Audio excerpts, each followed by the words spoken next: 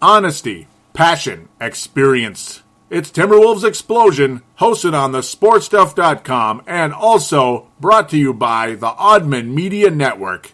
Here are your hosts, Paladino Joey and Marcus the Forecaster.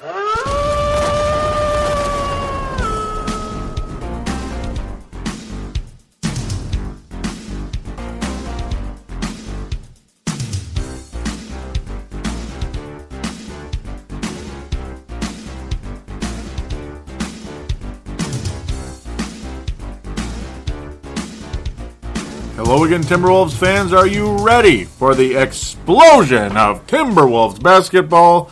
I am your host, Paladino Joey, or Joey Awajan. Timberwolves Explosion is available on the sportstuff.com and on iTunes. I thank each and every one of you always for downloading and listening to this show.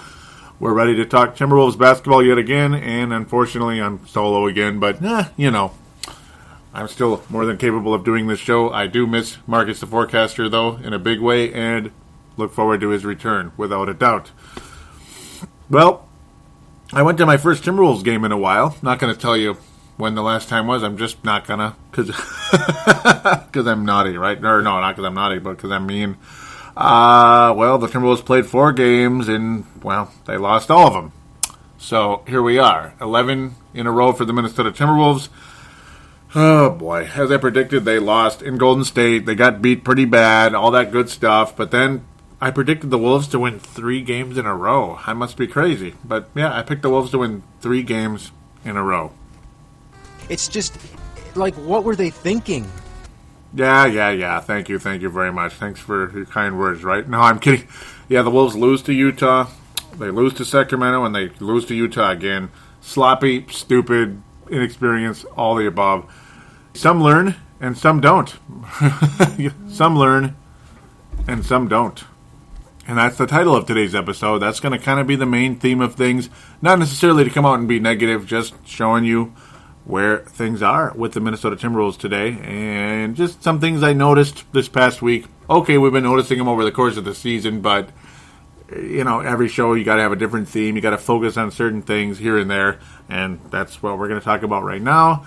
This team has a lot of young players who don't know how to win yet, and that really showed this past week in a lot of close games. Not the Golden State game, which I didn't even preview until the end of last week's show because I was like, I'm just going to skip that, hell with that. But no, I don't skip anything. I had to come back and do it, and yeah. But the other games, very winnable games, and the Timberwolves just didn't really seem to know what they're doing. I don't understand. But ultimately, there are veterans who make the same mistakes over and over again, and that is a huge, huge frustration that has pissed me off in a big way, and I was even tweeting about it over the course of this week. And we'll talk about that in the fan interaction and such. We're going to keep this a typical 3-segment show, the reviews and such, the commentary right now. The reviews won't be as, statistical, maybe certain things here and there, but not as much as in the past. We got to keep this more into actual takes and such over what I got over the course of this week and others, but general things that I noticed this week. Including the fact, well, obviously, Flip Saunders has really never been good in close games either, and I witnessed it for over 100 games in Target Center, and I told my fiance that I was at over 100 games. Over 100 games in the Target Center during the course of a 4-year span when I was a season ticket holder back in 1999 through 2002, and then a couple games here and there since. Obviously, yeah, I mean, it's not about if you're at the game, it's more about if you're watching the game and keeping up with the team and watching every game like I do. That's what it's about. If you're mad at me for not being at every single game, well, okay. It's actually, you're actually more likely to keep up with details and such when you're watching it on TV because there's just more going on per se. There's more analytics, and there's obviously 10,000 more camera angles. You just don't see them until they tell you they're there. Some distraction going on. You got Boozer and Roy Hibbert going at it in a big way in the background here, in-studio audience. Lakers and Pacers, rematch of 2000 finals. But no, it's been a nasty week, and pardon me for getting off track here. Just a lot of stuff coming up and thoughts coming into my head as I'm watching and thinking about things after the game, before the game, during the course of the week. Thaddeus Young, a guy who's been kind of somebody who's been kind of my pincushion per se, my whipping boy with the Timberwolves a lot of this season. And I don't mean to be that way. He's not necessarily my whipping boy and such, but it seems like it's been a trend with the Timberwolves for the past several years is you bring in these veterans that are supposed to help. We're not necessarily asking them to be the overall leader of the team because that's kind of crazy. But you do always hear about it in the media and such. That, oh, this guy's going to be like a nice leader for the team. He could even be like a team captain. And then my dumbass buys into it. Real smart, right? That's something I should know better. But then again, you want to believe that there are veterans out there that can help lead a young team. Well, maybe I wasn't so dumb to believe it because, well, Sam Mitchell and Terry Porter did that in the past. It just seems like those kind of guys don't exist anymore. I mean, you bring in veterans like Mo Williams and Thad Young, and it seems like they're just looking for their own shot. It really does. And they're making dumb plays. Like Thaddeus Young in general is constantly making bad/ill-advised plays. Bad and ill-advised plays. He's never in position to get rebounds. He's rarely in position to do much of anything, and you're constantly hearing Jim Peterson. It seems like he's constantly ragging on Thad Young as much as I am. Because he's always like, Thaddeus Young needs to get the rebound in that situation. Thaddeus Young needs to be in this position defensively in this situation. Thaddeus Young shouldn't take this shot right there. That is not a smart shot by Thaddeus Young. Thaddeus Young, Thaddeus Young, Thaddeus Young, Thaddeus Young, Thaddeus Young, Thaddeus Young. Yeah, you get the idea. The long 2-point shots early in the shot clock. What's going on here? Why are you constantly throwing up long 2-pointers? Mo Williams, always looking for his shot. If he's making this, if he's on this particular day or not. And never gives a damn about the shot clock. He will put up long shots with 18 seconds left on the shot clock. Sometimes 20 seconds left on the shot clock when you're up by 3 points, down by 3 points, up by 20, down by 20, this, that, lat. Okay, up by 20, yeah, right. When was that? But I'm not trying to be a smartass. I'm not trying to be rude. But it's just we haven't been up by 20, okay? So maybe I'm not trying to be too cynical and sarcastic. We just haven't been up by 20. And you know what? I wish we were. I wish we were blowing people out every night. I wish we were kicking ass. I wish we were 25 and 6 right now. Wouldn't that be awesome? I wish we were staring at those Golden State Warriors and saying, screw you. Splash Brothers. Splash this. We're blowing the dryer on you guys. That wasn't too funny, but yeah, it is what it is. Splash this, We got Splash Daniels, man. And that's a guy I do like. And that's a guy who I think that's another take I'd like, that I've been wanting to get into during the course of this week as well when I was chomping at the bit to get on the microphone to talk Minnesota Timberwolves basketball. And I'll get into that later. I got to be patient. I'm almost jumping ahead here. Let's stay where I'm at. Overall, though, this whole week, very sloppy play. Not only from the raw guys, the young guys like Zach LaVine, Andrew Wiggins. Missing layups. Andrew Wiggins is laying up bricks a lot. He doesn't always seem to have that intensity that you want from a potential star player and all that. But maybe it's just he's 19, and I'm hoping and praying for that. We're going to talk more about that, I'm sure, over the course of this season and in future seasons. Hopefully not on the negative, but in the positive side, that he's grown from where he is right now, which is kind of like a Terrell Brandon type personality. You want to see a little bit more nasty, as Coach Popovich would say. Ultimately, though, my frustration is not with the young guys. It's not. How can you get really mad at an Anthony Bennett, necessarily? How can you get mad at Gorgie Zhang or Zach LaVine or, of course, Andrew Wiggins? How can you get mad at them when you're seeing veteran players make dumb plays, take dumb shots? It was the same situation when Kevin Martin was healthy. Okay, there were times he was red hot, feed those hot hands. But there are times when he was cold as ice and he was still jacking up the same shots that he's jacking up as if he's red hot. He's just shooting and shooting and shooting. 6 of 21. 3 of 17. I'm sorry, I can't deal with that. It's driving me nuts. It seems like we bring in veterans and then rely on them for things that they don't need to be relied on. Okay, it's not their fault. You want to say that. But, okay, sure, yeah, it's not their fault. But at the same time, What is their fault is the dumb decision making. That's annoying. That's irritating when you see veterans doing that. And that's why I'm always dying to see this veteran go and that veteran go and this veteran go and that veteran go. Because they're taking too many dumb shots. They're not making anybody smarter on the team. Tell me how Thad Young is making anybody smarter right now. Maybe behind the scenes he's helping, but I'm not noticing it, per se. I'm not noticing any leadership on the court. Mo Williams, okay, he talks the talk, but does he walk the walk? I think he jacks up a lot of stupid shots. Now, last night in the Utah game, at the Utah game, per se, which is what I was, he played really, really well in that game, but he was taking the same stupid shots. It's just they just happened to go in. So, thanks for making them this time, Mo. We do appreciate it, because there are a lot of times he doesn't make those shots. Now, I didn't come on here just to come out and rant and all that good stuff, but it's like, I get tired of the bad veterans that have kind of come and gone with the J.J. Barea, the Luke Ridnours, Ramon Sessions, who wasn't really much of a veteran. He was, but he was more of a veteran than Rubio at the time, or Johnny Flynn, actually, not Rubio. He never played with Rubio, pardon me. But it's guys like that that'll just drive you nuts. They take dumb shots. They just wear you out. It gets really old. Corey Brewer did that a lot, too. Now he's at the Houston Rockets and in a better role and all that good stuff. And I'm sure Thad Young would be in a better role and all that good stuff. He'd be forced to play better on a team like that. But when you have young guys with a lot of potential, why aren't you playing Anthony Bennett more and limiting Thad Young? I mean, is Thaddeus Young going to help us win more games by jacking up long two-point shots? Is Mo Williams going to help us win more games by chucking up threes with 18 seconds left on the shot clock? Really, though? I mean, is that going to make us better? Is that going to help us win more games? Or is that just wasting people's time and energy? That's the point. That's why I rant about the veterans. That's where I stand with that. I'm going to quickly move on. Because why run it too long? That's kind of been an issue in the past.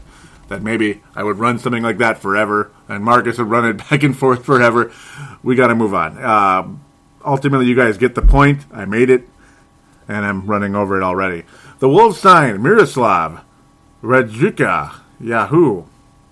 Who's that? Well, I'm not sure. Ultimately, the Wolves haven't really seen him yet in action, and actually, it was like more of almost like a rumor that he signed or not. Nothing's really happened yet. The Timberwolves have. Jeff Adrian's still on the roster. He's the only guy we could get rid of in order to acquire a different player. You know what my recommendation is in this case? Just keep Jeff Adrian. I mean, he actually rebounds the basketball, unlike Thaddeus Young. He's a pretty nice defender as well. Nice energy. Why would you bring in a guy who has no defense, no defense, and no athleticism on offense?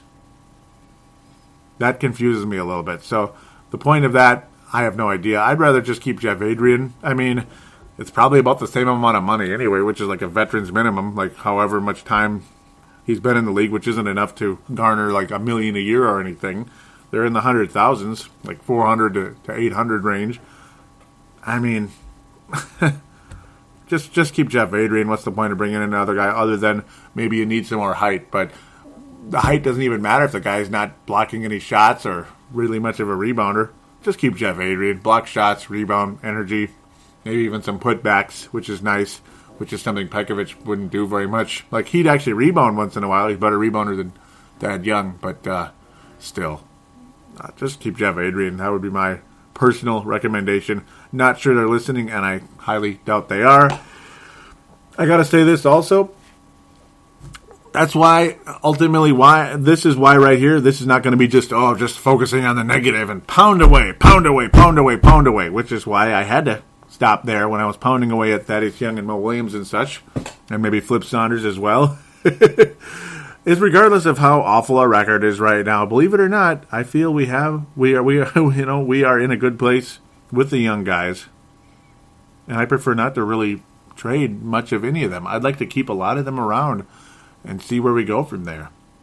I mean, the Oklahoma City Thunder, like I've said in the past, were really, really awful their first year together when you had Kevin Durant, Russell Westbrook, and others on that roster, Ibaka and such. They were just really young and they didn't know what they're doing, but then they did get better. And they started winning games like crazy. And then next thing you know, they were giving the Lakers the fight of their life back when the Lakers were actually a really good team. A really, really good team. Not that long ago. But yeah, I prefer not to trade Wiggins, of course. Rubio, trading Rubio, you're probably not going to get fair value. And obviously we just signed him to a long-term deal.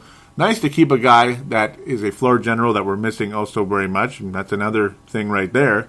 That we would actually be winning a lot more games right now if Ricky Rubio was in the lineup. Zach LaVine, you don't want to trade him unless he wants out, per se. But three others here that are under the radar for some, not others. A lot of people, they're not under the radar, but for some people they are, and some of the stuff I've been reading is kind of annoying. But, okay, I'll get to that in a second here. Anthony Bennett, Gorgui Dieng, and Shabazz Muhammad, unless it's a no-brainer type of deal. Like, you kind of have to do that. Like, these guys are obsessed with this guy. You might want to make a move. You kind of have to. Like, it would be stupid not to make the move. But, like, a guy like Anthony Bennett, who I think needs to be coached better. I think he needs to be given more of a chance out there. He does some stuff that's strange. It's like he's trying to be kind of a small forward out there when he should just be focusing on being a power forward. But that doesn't mean he can't shoot three-pointers because there's such thing as a stretch four in this league. Kevin Love, David Lee, and many, many others. Heck, even Robbie Hummel on a much, much lower scale is a stretch four. I'm not sure why even people consider him a power forward. I think he's a small forward, but I guess we play him at power forward because of the depth situation and such. Doesn't rebound or anything and not much of a defender, but he'll hit an occasional three and maybe a layup or dunk here and there. But no, Anthony Bennett, obviously very athletic, so you have that.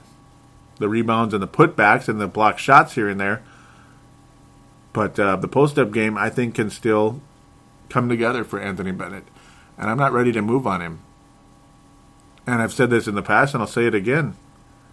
Nothing wrong with starting a guy like Anthony Bennett and maybe even have Thad Young come off the bench and still play major minutes if need be. And that doesn't mean Anthony Bennett has to, play 48 minutes and everything. And if his numbers aren't perfect the whole time, he's a bust, get him out of here. Because I think his numbers would come around. I think the time would come, he would start getting double-doubles. And then there you go. Then you got something to build with right there. When I read posts on Facebook pages that are Timberwolves related, when I read posts that Anthony Bennett, Gorgui Dieng, and, well, it's just those two. I almost said Shabazz. No, they didn't say that about him. But Anthony Bennett and Gorgui Dieng are not even worthwhile players in the NBA. What the hell are you talking about? For one, Anthony Bennett hasn't even had enough of a sample size for you to even say that. Just because Flip's not playing him doesn't mean he sucks. Secondly, Gorgui Dieng doesn't deserve minutes in the league.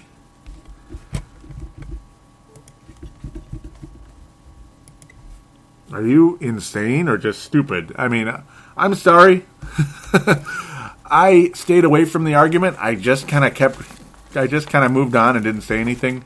But boy, oh boy. Whew, whew, whew. Did I want to say something? Oh, yeah. And I guess I can say it for the airwaves. You're an idiot, and your basketball education doesn't come up to my ankle. And I'm going to say that straight out right here, right now. Your basketball education doesn't come up to my ankle. So there it is. Anthony Bennett has a place in this league, without a doubt. And Gorgui Dieng absolutely has a place in this league. Is he clumsy? Is he sloppy? Yeah, yes he is. But that doesn't mean he's going to get worse. That doesn't mean he's not going to get better. And that doesn't mean he's not already a productive player in this league. I mean, he deserves to play. Especially, obviously, Pekovic is out and all that good stuff. So it's like, oh, Gorgie's playing because Pekovic is out. No, Gorgui should be playing a significant amount of minutes, even with Pekovic in, because in a lot of ways, Gorgui Dieng is a better player than Nikola Pekovic. Just because Pekovic can score inside doesn't mean he's way better than Gorgui Dieng. Because Pekovic's, or Nikola's, or whatever you want to call him, I shouldn't say the same word a million times, he's not even a post-up player, really. All he does is put up hook shots. He doesn't even really post up like a real post player. When he did, he was fantastic, but he stopped doing it. He stopped doing it. He just kind of went to the baby hook. Baby hook, baby hook, baby hook, and then the occasional, once in a while, up and under. But overall, for the majority of the season when he actually was healthy out there, he stunk. His defense was non-existent, and his offense, well, he was getting a shot blocked on a regular basis. It's as if any form of athleticism that he may had, which was minimal to begin with, was like gone.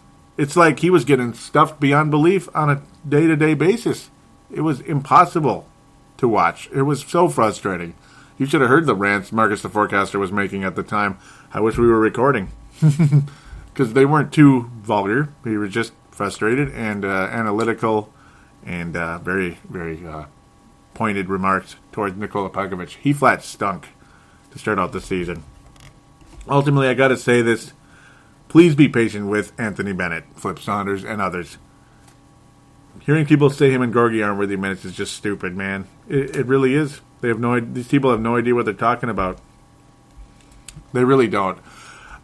Hearing Flip Saunders talk basically earlier in the year did scare me. Obviously, no more three-pointers from Bennett, but also another thing that I heard at the time, hopefully he can be somewhat of a player in this league. It was basically around those lines, like hopefully he can develop into a rotation player. Is that all you're looking for from Anthony Bennett? You don't have any higher expectations than hopefully a rotation player? Hopefully. Not he can be a rotation player. It was hopefully a rotation player. So you're saying there's no chance Anthony Bennett could start in this league at the power forward position? You're saying his skills are that limited? You're saying his development is that, well, much of a lost cause already? I'm not ready to say that. I'm just not. I think he needs to be coached better. I think he should have been more ready to play in this league. Yes, that would have been nice, without a doubt. I do believe he's not worthy of a number one overall pick, but I think ultimately Anthony Bennett could be very much worthy of a top 10 pick at the time if coached correctly and, well, told where to focus his game. Inside, outside. Inside, outside. Mid-range, long, twos. No. No way. Anthony Bennett did hit a nice three-point shot against the Golden State Warriors. It was almost as if, like, screw it, I'm going to take the three regardless if Flip wants me to or not, and he nailed it. So that was nice. That doesn't mean he's this clutch three-point shooter, but it does mean that he does have that to his game, and I think he deserves the opportunity to take at least a couple a game, particularly when he gets playing time, more than, 4 minutes here and there. And he also does need to stay healthy, in all fairness. Health was a concern early on, just kind of in and out with sore knees and such. That was utterly frustrating, and I know that's part of it on occasion, but ultimately, a lot of times, it's just Flip not playing him, even with a depleted roster, and that sucks, in my humble opinion. And I am also looking forward to adding another big piece in the draft, because the Timberwolves are going to get another big piece in the draft. Will it be Okafor? Who knows? And we'll get more into the draft as time comes. Let's focus more on the here and now, because there's a lot of quote-unquote draft picks, well, quote-unquote, like actual draft picks, on the roster right now that are developing. It's more fun to focus on the current young guys that are developing, because we have so many on the roster already. You have draft picks. Like, imagine we got Anthony Bennett 8th overall. I'm just imagining that right now. That's just throwing out that number. Andrew Wiggins was the number one overall pick, and, well, he's probably going to be Rookie of the Year. He's going to get it handed to him on a silver platter now, because two of the other like star rookies are out for the season, in Randall and, of course, Jabari Parker in Milwaukee, who would have been a 1-2 battle with Parker and Wiggins most of the season. And Wiggins at times took the lead, and at times he relinquished it. It's a kind of an up and down thing when you have 19-year-olds. They're not going to go out and dominate. Really looking forward to Wiggins, how he's going to develop in time, because the guy you're seeing right now and the guy I saw last night is a very skilled player, but it's still a lot more to come from Andrew Wiggins than you're seeing right now, and it's going to be a lot of fun to see, without a doubt. Even PJ Carlesimo was nice enough to mention that when he was on the Mackey and Judd show not too long ago. He was saying, the Andrew Wiggins you're seeing right now, you're going to see a much different Andrew Wiggins in a couple of years, a completely different version. Very cool. Very cool, because he was with the Oklahoma City Thunder. He compared the Timberwolves that way as well. He was with them at the beginning, and it was like, wow, this guy's going to be something. Like, not today, but soon. It's going to be awesome. And he feels the same way about Andrew Wiggins. That is awesome. Looking forward to Ricky Rubio's return. It should be fairly soon. That's the good news when you're talking about the Timberwolves and some organization and some lack of being sloppy out there. Maybe even some guys like getting more points, like an Anthony Bennett and Andrew Wiggins and Zach LaVine. It's going to be fun. And maybe some smarter shot attempts from guys like Thaddeus Young. And if they put Mo Williams and Rubio together, maybe Mo could be kind of like a temporary shooting guard, even though Wiggins has been there most of the season now. With pretty much after Brewer being gone, Wiggins is the shooting guard for the time being. So it'll be nice to see Rubio back. We're just not quite there yet, unfortunately. Let's look at the games in general. A 110-97 loss to the Golden State Warriors, Saturday, December 27th. It was what I thought it was, just an ass-kicking type of game. The Wolves looked good early, but then right away, the Warriors just kind of took over and beat up the Wolves. But it was nice to see Anthony Bennett hit a three-pointer. I guess that was kind of the highlight of the game for me. No, it wasn't. Zach LaVine getting 14 assists. That was awesome. He did have 5 turnovers, though, which sucked, and that was another reason the Wolves struggled in this one. 24 turnovers overall. The Warriors were just gobbling up the passing lane and then making everything in sight. I mean, I'm surprised the Warriors didn't score 130 points in this game. I thought that's actually where they were headed at this point. Andrew Wiggins, no energy. 3 of 6 from the floor, 10 points. And 3 turnovers and 1 rebound and 1 assist. Nothing really to brag about here. The Wolves shot 44% overall, but they did shoot 42% from 3, but that's because Splash Dan debuted in a very nice way and made all 4 of his three-pointers. He's got a very quick release, and that ball hits the net very, very quickly. Zach LaVine's 14 assists was really a major, major positive coming out of this game. I really enjoyed it, and I think a lot of other people did as well. Even Thaddeus Young had actually a pretty good game for his standards, except for, that's right, he turned the ball over 4 times. So he looked good on the offensive side, not good on the not good in protecting the ball, and the defense just non-existent throughout the game. Open threes, open lanes. It was quite a bummer, without a doubt.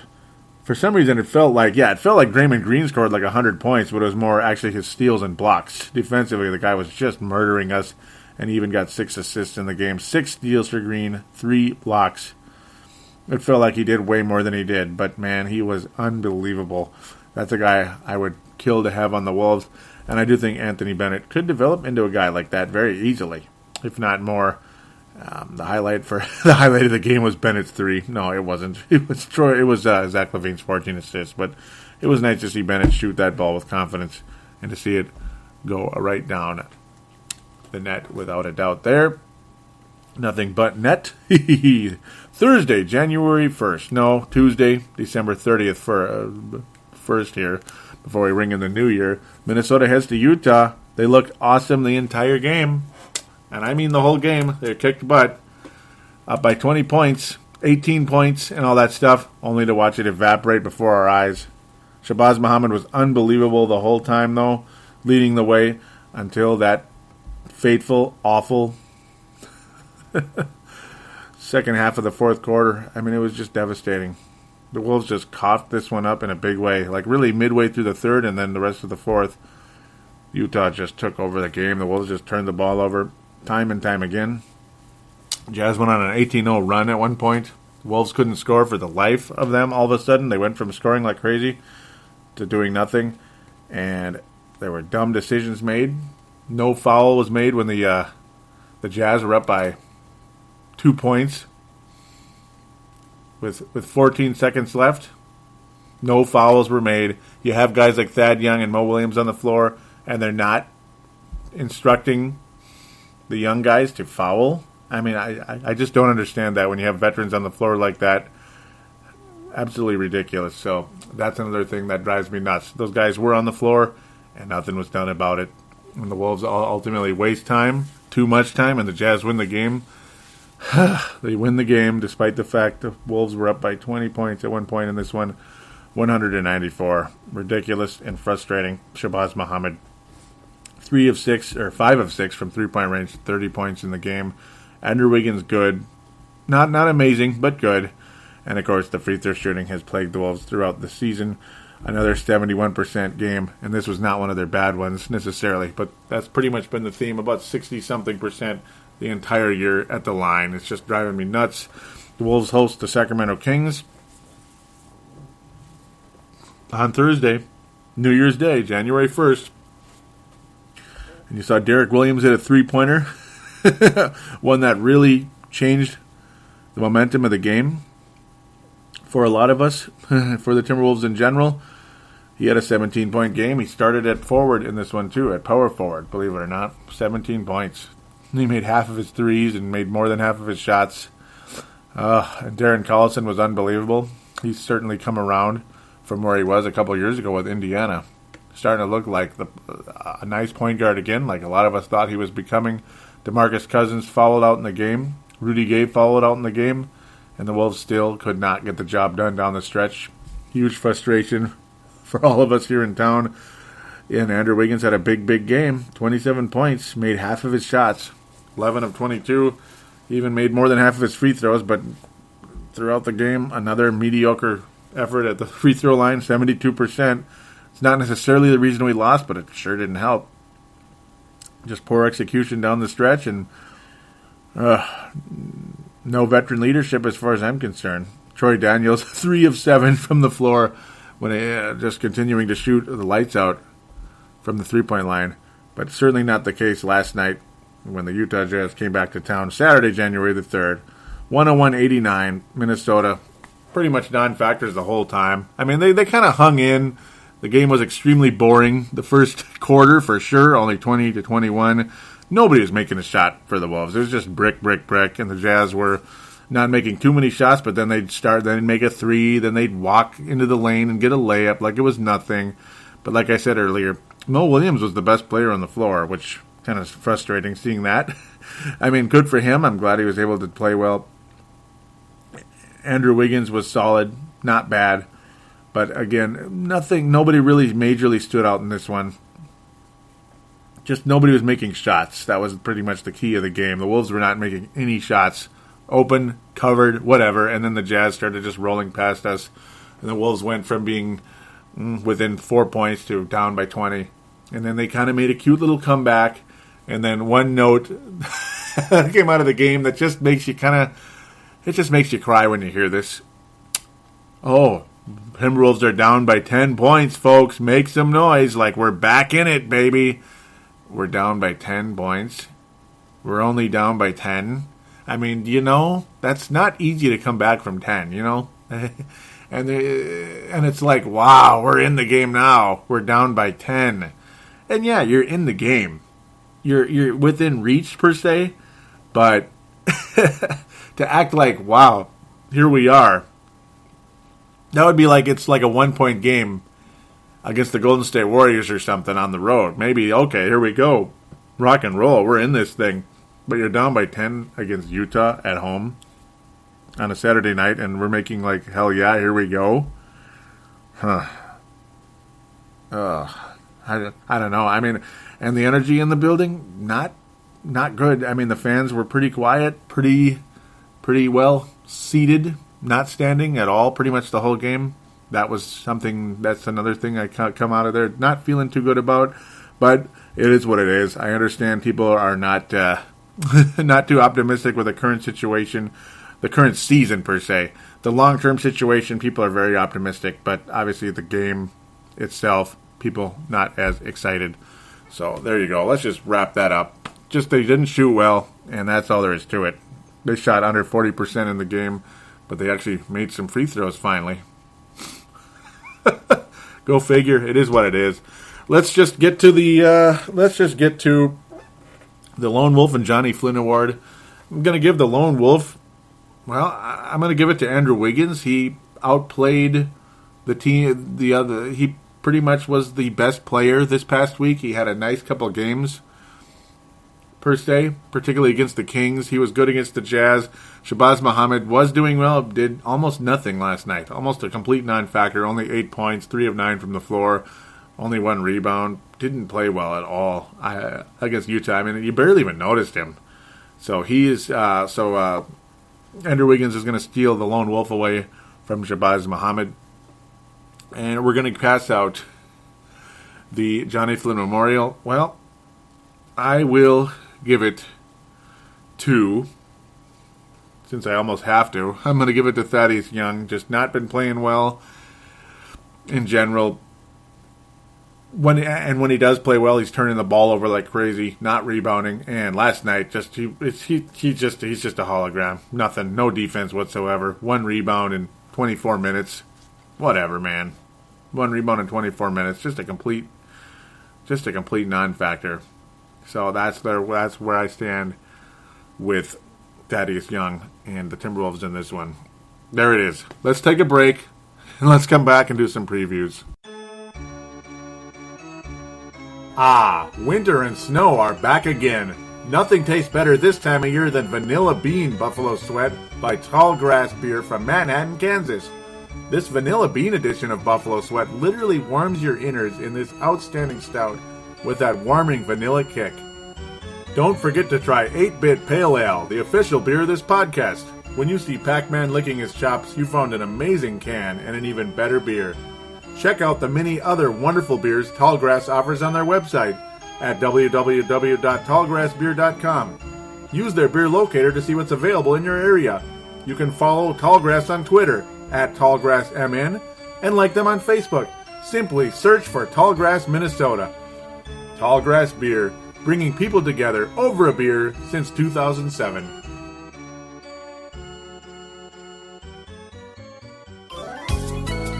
Too busy to sit in front of a computer? Simply download Timberwolves Explosion on iTunes for Apple devices. For Android, download the Double Twist app. And for Windows and BlackBerry phones, simply find us in the store. And now, back to Palladino Joey and Marcus the Forecaster.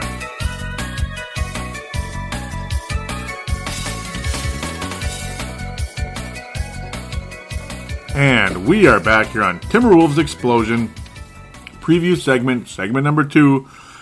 Monday, January the 5th, the Minnesota Timberwolves host the Denver Nuggets. So we got a couple more home games coming up. Hopefully we can get some type of win out of here. And I know we're all after the ping pong balls and all that good stuff. I get that, but it'd be nice to get some kind of win. You don't want to lose like every single game, do you? And it certainly doesn't guarantee you the first pick in the draft, because a lot of times the worst team, or the team with the worst record, doesn't get the first pick. In fact, you wind up with 3 or 4. Oh, goody. And it's always some bullcrap team like Chicago that's like, maybe they're having a down year because of an injury, and they're like maybe the 10th team projected, and they get number 1. And it's always like that. It's a bunch of bull. Like, watch Indiana will get it or something. So, yes, Denver Nuggets come to town. Oh, goody. Ty Lawson and the like. They're only 14-20 on the season, and they're coming to Minnesota. You hope you can carve out something here. Timberwolves earlier in the season played against the Denver Nuggets back on December the 26th, and they were in it the whole game and lost, and that was very recent. I just don't know what to make anymore. I mean, I want to pick wins. I want to be optimistic about this season per se, but, well, the good news is we can be optimistic about the future and still rant and whine and complain about the current season, because I don't see a whole lot of wins. I mean, Denver's going to out-rebound Thaddeus Young. When you have a guy like Thaddeus Young at power forward, and then you're going against Kenneth Faried, who's going to get like 70 rebounds like he did last time. He had like 26 rebounds the Wolves played him. I'm not going to pick the Wolves to win the game. So Denver's flat out going to win the game. It's going to be a triple-digit type of game. Nothing like, hopefully not a complete blowout or anything. I think the Wolves will actually play competitively in the game, but at the end they won't get it done because they won't get the key rebounds down the stretch. Denver Nuggets win 103-99. It'll be a close game again. 103-99. Denver Nuggets win. 3-pointers from Lawson, stuff like that. Lawson's always trying to rub it in our face. And Kenneth Faried is an energy guy beyond belief. A guy who can rebound beyond human recognition. And even J.J. Hickson, who knows? Maybe he'll get another big-time block. Who knows? And Timothy Mozgov, he always gets 100 rebounds against us as well. Wilson Chandler can hit the 3. And even Aaron Afalo can, who's also having a down year. But with that, Denver wins the game by 4. A fairly close game, but another just freaking loss for the Wolves. It'll be kind of like a Sacramento game, we'll say. So maybe it'll be higher scoring. Phoenix Suns come to town Wednesday, January the 7th. Phoenix Suns. That game's been all over promotions and such, because a lot of people like to watch the Suns, even though they're not the most exciting team in the history of the mankind. You know, they're just not, even though they have Eric Bledsoe and Goran Dragic. Another reason I don't think the Wolves will win this one. I mean, Phoenix Suns are just, they've got a lot of good shooters, and Minnesota doesn't seem to play well against shooters. And again, we don't rebound against power forwards. So it's like no wonder we're losing a million games in a row, because we're not stopping the shooters in the perimeter, and we're not rebounding the basketball. It's like you're damned if you do, damned if you don't. I mean, you're not good on the outside or the inside, so of course you're going to be some kind of crappy record, and you're going to struggle. Phoenix Suns 20-16, fairly competitive, but certainly on the outside looking in, because the Western Conference is ridiculous right now. I mean, good luck winning the Western Conference or even making the playoffs right now. No matter how optimistic we are here in Minnesota, it's going to be tough to make the postseason. And the reason for the promotions is this game will be on ESPN. So luckily, the Minnesota Timberwolves will get some national recognition on ESPN, and they'll get their first look of Andrew Wiggins on ESPN. So that's cool. That's who they were showing. It's nice to know we have a face of the franchise even before he's become a full-blown star in this league. Nice to know that he is somewhat of an attraction, despite the not-so-good record. I think the Suns win, unfortunately, and I'm not trying to be bad. It's just, it is what it is. And the Wolves will get to 13 losses in a row. I mean, I want to predict a win so bad. But last night's complete lack of energy, when you'd lost 10 games in a row, to have no real desire to put an end to it, that bugged me last night. And it's got me feeling the vibe like these guys aren't going to really wake from their hibernation period that they're in right now. Hopefully I'm wrong. But I think the Suns will score like they always do, and it'll be something like, well, this one won't be as high scoring, so watch me be way off. It's going to be 98-90. Phoenix Suns win that one, 98-90. It'll be lower scoring for some strange reason. I think both teams will struggle from the floor. Milwaukee Bucks. Minnesota heads to Milwaukee. I'd like to believe this will be a win. I would very much like to believe this will be a win. And you know what? Dare I be optimistic and pick a win here? Well, the Bucks are struggling a little bit. They're at 500. They're not as good as they've been. I want to pick a win. I really do. But it's like, I kind of don't see one right now. I'm thinking the Wolves are going to they're going to get to a pretty big losing streak here, and it sucks. It's going to end eventually, and things will feel a little better, but I don't know. I mean, Milwaukee's got some nice players. They got the Greek Freak. O.J. Mayo's having an okay to slightly good year. Brandon Knight's been really good. Ilyasova out. Larry Sanders had been sick, but he's kind of back at it again. Obviously, Parker's out for the year. That's the one thing that might kind of help the Wolves, I guess. But it would have been nice to see Parker and Wiggins going at it. In fact, I would have enjoyed that, even though it's probably not going to be too special. I would have liked to see that matchup. But instead, we'll see the Greek Freak go against Wiggins. That'll be nice.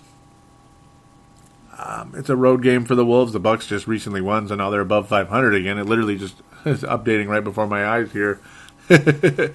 I think the Bucks win. And I hate saying it. I really do. And the way they beat the Wolves' butts really bad in the Target Center back around Thanksgiving, 103-86, that doesn't sit well with me. So I don't think the Wolves are going to win in Phoenix. I don't think the Wolves are going to win in Milwaukee either. It's going to be 100-90. No, 100-90 will be my prediction. So the Wolves will play a little bit better. They'll be competitive, but they won't make enough shots. They'll continue to struggle from the floor at times. They will miss some free throws, and the Bucks will make the shots that they need to win that game. Unfortunately. And then the Wolves host the San Antonio Spurs Saturday, January the 10th. That'll be the final preview here. Just making sure I preview enough games here before the next show, because I got to think I'll be recording by that point. Oh, goody. The Spurs come to Minnesota. They haven't been playing particularly well lately. That's the good news, and I got to think the Wolves will be beyond frustrated. They're going to be pissed off. They're going to want to win a game, for God's sakes. And already the picks and odds on Yahoo have 100% Spurs, 0% Timberwolves. Imagine that. Yeah, I don't think the Wolves will win this one either. I think we get to 15 losses in a row.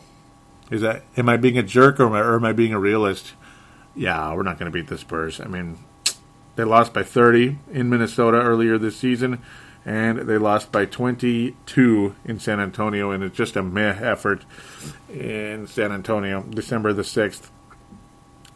Oh, I mean, even though the Spurs aren't playing particularly well, I'd love to come out and say the Wolves win this one.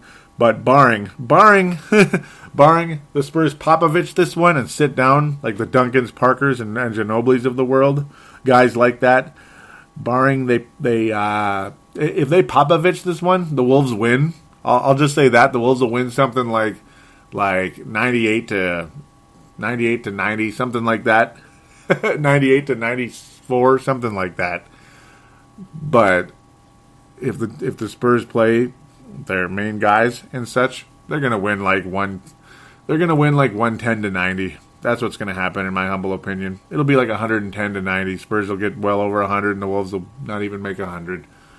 It's gonna be one of those games. Maybe it'll be 120 to 100, something like that. But I think the Spurs roll over the Timberwolves like they always do. Same old story, 20-point game, and the Wolves will get to 15 losses in a row.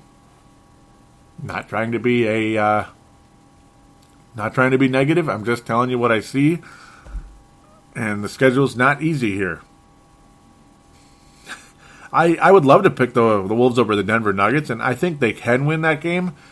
But I don't know. It's the whole Kenneth Faried versus Thaddeus Young factor. I just have no faith in that guy, man. Thaddeus Young, I have no faith in him. I don't know. I mean, why is he starting at power forward, right? You know, I just don't understand how you can start a guy that doesn't rebound the ball, and his defense isn't even good either. He'll take away the passing lane sometimes, but guys just walk right around him. So my confidence is really low, and I'm getting the vibe that there is some kind of disconnect somewhere. And I wouldn't be surprised at all. I think the veterans have checked out, and their attitude is not good. And I think the young guys' confidence are down, and that's going to happen in this type of situation. So, unfortunately, things aren't going to get any better for the Timberwolves. But at some point, probably next week, they'll end it, but not this coming week. Unfortunately, they'll end the losing streak. Maybe against Denver. Their best chance is against Denver, and that would be right away tomorrow night. Hopefully, that is the case. So with that, we'll end on that hopeful note. And come back for a brief fan interaction and call it a show.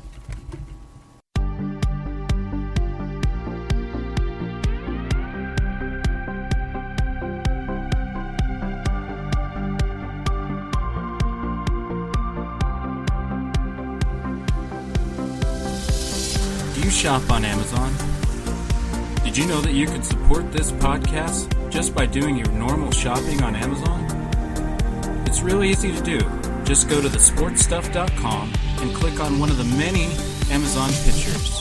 Do your normal shopping, and Amazon sees that we referred you, and they give us a percentage. We'd like to thank you in advance for supporting thesportstuff.com, and please use our Amazon link. Now enjoy the rest of the show. We are going round like Saturn's rings. Contact us and support Timberwolves Explosion by liking us on Facebook and following @Wolves Explosion on Twitter. Don't forget to call into our phone lines at 209-736-7877. That's 209-736-7877. And we are back on Timberwolves Explosion fan interaction segment. This should be fairly brief, especially the Facebook part. Maybe a little bit going on Twitter. But so on the Facebook page, I posted the article, Ricky Rubio should be back in mid-January, and that's the hope, and that will be a very happy time for all of us here in this town. Nobody responded. I'm kind of surprised by that, but it is what it is. Everybody, yeah, you just forgot to, damn it. That's what you did. Stop forgetting. Okay. You know, I love when Hank McCoy posts on here because he always has, like when he asks questions and stuff. Hank, if you're listening, and I hope and pray you are, because if you're not, that would really be a big bummer for myself and probably many others as well. We could really, post another question on here sometimes. I mean, that would be great. Be a nice contribution to the show. I really appreciate it when you did. But I do appreciate the people that did contribute along the way. Tanae Brown, back like not too long ago, was saying today was the first time I've ever walked away from a Wolves game. And, man, I mean, I can't even imagine the frustration there. Yeah, I mean, I don't even walk away either, and it's crazy. But, yeah, it's hard to believe. Vince Germano, talking about the Warriors game, was saying couple of nice positives from today's game against the Golden State Warriors, Levine and Daniels. And yes, Splash Daniels is what I call him. That's my nickname for him. But, yeah, last night I didn't even mention it. And it's just like there's so many other things here and there. But, yeah, Daniels 0 for 8 from the floor last night, 0 for 5 from 3. That sucks. Wow. I mean, hopefully he gets back on track there, but that was kind of surprising to see that after the sharp shooting he'd had. But yeah, Levine and his 14 assists and Daniels making all his threes. He's got nice form, and he's a guy that I would like to keep long term as well. When this team gets better, when the Timberwolves do get better, I want Splash Daniels, as I call him, Splash Daniels. Hopefully you don't mind that, Troy Daniels, to be on the roster, because he's the kind of guy I'd like to see develop with the young guys, develop with them, develop chemistry with them, because he's the kind of guy that can help you win playoff games someday, years from now, with that clutch, or not clutch, but that hot hands and such. He's not a streaky guy, per se. He seems like more of a pure shooter, but last night, I'm not sure what the hell that was all about. I just got the vibe. That whole building was just dead last night. The players were dead, and so were the fans. So I suppose it rubbed off on Troy Daniels. Why am I calling him Sebastian? Vince Germano, apologize for that, saying, remember when I said Shabazz was going to be a really good scorer for you guys on a courtside draft show? Man, I love being right. Yeah, and he is a really good scorer, without a doubt. He had that 30-point game against the Utah Jazz the other night, and overall, Shabazz Muhammad has been fantastic for the Timberwolves the past several weeks now, and very cool. I'm glad you were right, Vince. I'm absolutely glad you're right. Oh, man. What was I saying? Yeah, I was telling him, I'm just annoyed with how stupid the whole team is. They have no idea what to do in a close game. I'm at a point that I want to tell Thad Young to just go home like we did with Mark Blunt. And, yeah, I would like to tell Thaddeus Young to just go home and just not play anymore. But I suppose I'm not the guy writing the checks, so that probably would not go over well with Mr. Glenn Taylor, the owner. Probably not, right? Is that a safe assumption? Is that a safe assumption that Glenn Taylor would be like, Joey, you're not the one spending $9 million. Okay, sorry. No, I'm losing my mind. What else is new? I mean, how can you not lose your mind when you're watching these guys brick shots, miss layups, miss free throws, and then get scorched on a nightly basis? Yeah, it gets old. It just is what it is. So let's see where we were here. There's kind of some back and forth here and there. Rube Chat. Yeah, I like him. Hopefully he listens. I'll start with Jay Candy at JCandy47 was saying he agrees with me because I was talking about Flip's treatment of Anthony Bennett is embarrassing. What the hell is going on? He's killing his confidence.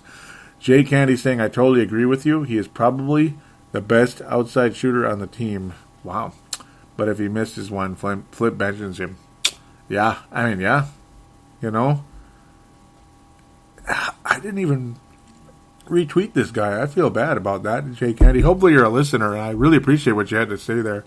That's a gold star. If there's a gold star for this show, that's the one. For like my Purple Mafia gold star, Jay Candy, that's an instant gold star right there. He gets it. Michael Bryant saying, we so need Ricky. And I agree. I agree, we so need Ricky. Rube Chat was saying, we've been terrible for a few months because I was thinking, why are we getting our ass kicked by the Kings? Interesting conversation brought up by Wolves Slate Blue. He was asking this not directly to me, but I kind of jumped in the conversation. Gold championship tag on the Sacramento Kings jerseys? When the heck did they win a title? And my response was this, and yeah, I mean, it's true. I didn't have to look it up. I just know it from the record because I remember I have the big records where you go all the way back to, the 40s and 50s, the Rochester Royals. The Sacramento Kings have moved several times. They moved and became the Kansas City Royals at one point. and then ultimately the Sacramento Kings instead of the Royals, but still the same idea. But the Rochester Royals did win a championship back in the 50s or even the late 40s. It's in there. Wolves Slate Blue said that is a stretch. It's a stretch, but it's true. It's true. The Rochester Royals won a championship. And yeah, that's like several generations ago and 2 moves ago as well. The Kansas City Royals and the Sacramento Kings, almost the Seattle Supersonics 2.0, which is kind of funny. Rube Chat was saying he wants as many losses as possible. It's all about these ping pong balls, and that'd be nice, I suppose, because I was saying, yeah, we could really use Okafor. Rube Chat, at KFN Rube Chat was saying, I wouldn't be calling for the tank if we weren't down 3 starters. If we could get Okafor on the team, we will be set. And I was like, yeah, I totally agree there. Without a doubt. Jose Guerraz was saying, let's see, where was it? Oh, yeah. He was, let's see, Rob, the Sports Minnesota, was saying, how can anyone like Peter Pan Cousins? How can anybody like him? He will never grow up. And Jose was saying he did briefly with Malone. Now he's, again, a nervous crybaby. And that's true. Yeah, that's true for a very short time indeed. And that's when I retweeted Rob. That's got that conversation started briefly there. Thomas Gorgon saying he's no Wesley Johnson, that's for sure. And that's like wink, wink. Obviously, that Cousins is much better than Wesley Johnson. And his conversation's making fun of that. Peggy Bose saying more like a whiny little baby, that being Mr. DeMarcus Cousins. And then Steve McPherson, Steve Venturous, at Steve Venturous, that's how you say it. Yeah, the Twitter. I was trying to get it right. Posts a picture of, to myself and Peggy Bose of DeMarcus Cousins holding a little blonde girl, a little baby. So that's kind of funny. As if it's kind of like saying he's a mighty little baby. John Palm was saying, it's true and it makes me sad because I was saying, can I say this? Thad Young is a bad veteran. Too many stupid habits for what he's supposed to be. Unacceptable. Yep, I mean, I totally feel that. I got a response to that somewheres along the way. Oh, Vince said it. I think you're a tad harsh on him. Agree with the rebounding side of this game, though. Yeah, I mean, the guy drove me nuts. Someone else said something, and it's missing. Here we go. Yeah. JMoneySports.com was saying, great third option on a good team, but not a leader for a young squad. I strongly agree with the not a leader on a young squad. Great third option, I suppose he would have to be, well, the other 2 guys have to be really, really good. And one of them would have to be a really good rebounder, I would think. Or somebody on the team would have to be a really good rebounder. And yeah, it's not all about the rebounding. It's just, the bad shots and stuff. See, when you have good players around, Thad Young probably wouldn't take as many bad shots. That's the key. But at the same time, you still limit his role if you're the head coach. So a lot of that kind of comes back on Flip Saunders. He's been notorious for this, as was Rick Adelman in the past, being way too dependent on limited veteran players. It's just, it's not good. And I know that's kind of how it goes, but keep them in their role and give some of the young guys some extra shots instead of having them only shoot like 4 shots here and there. It just drives me nuts. Only a couple more from Vince here. Vince was saying he would happily take Thaddeus Young. When I was saying even Pete was constantly questioning him. I'll happily take him, but you got to throw in Rubio. It's like, look at this guy. So Rubio's my boy. Would love the kid on my Lakers. And I said, for who? Take your pick, says Vince. And I said, Julius Randle. And he's just simply, ha. So a little back and forth there going on. I probably didn't need to read the whole thing, but, we're wrapping up the show. Might as well say that. And shout-outs, without a doubt. Hank McCoy, Vince Germano, the Courtside Podcast. Well more than worth a listen. Highly recommended on iTunes. Download it immediately and listen to it. They just released a new mini-sode, I believe. More. Yup, it's a mini-sode. I mean, I know they released something, but it was a mini-sode. And the Crossover Podcast, also available on thesportstuff.com. Oh, man. Gotta love that show as well. New York Knicks, Brooklyn Nets, Rusty and P-Mac, both from Australia, just like Hank McCoy and Vince Germano. Oh my, just some two wonderful shows. If you can't get enough basketball, well, even if you can get enough basketball, still listen to those shows because they're more than worth listening to. You will love them in a great way. Thank you again for listening. Please rate Timberwolves Explosion on iTunes. I would appreciate it so very much.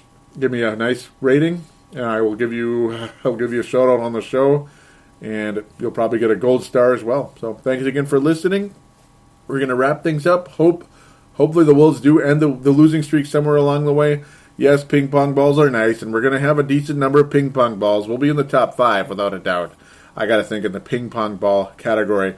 But at the end of the day, it doesn't matter if you're 1 or 5 in the ping balls. It matters in the ping pong ball amount. It matters which one gets drawn first, and hopefully that is indeed the Timberwolves at the end of the day. So with that, do take care, everybody. We'll be back in a week.